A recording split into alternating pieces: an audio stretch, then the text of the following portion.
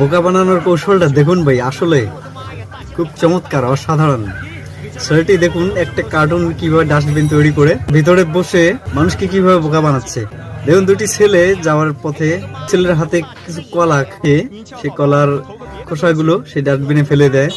পিছন থেকে আরেকটি ছেলে আসে এবং কলার খোসাটি পড়ার পরে লুকিয়ে থাকা ছেলেটি অনেকগুলো কলা বের করে দেয়। পিছনের ছেলেটি দেখে সেই সামনের ছেলেটিকে ডেকে বলে, দেখো তুমি কলার খোসা ফেলে দিয়েছো, সেখান থেকে কতগুলো কলা বের হয়েছে।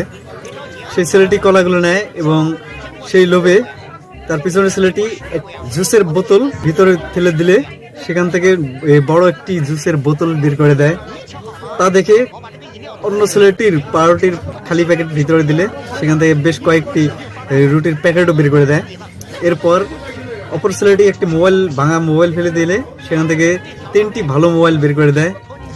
এই লোভ দেখে তারা ভাবে যে সবগুলো যদি ভিতরে দেওয়া হয় সেগুলো আরো 3 ডবল ভাবে বের হয়ে যাবে, তাই সবগুলো সে ভিতরে দেয় এবং তাদের পরনের গেঞ্জিগুলো খুলে ভিতরে দেয়। কিন্তু পরক্ষণে দেখা গেল সেখান থেকে আর কিছুই বের হলো না।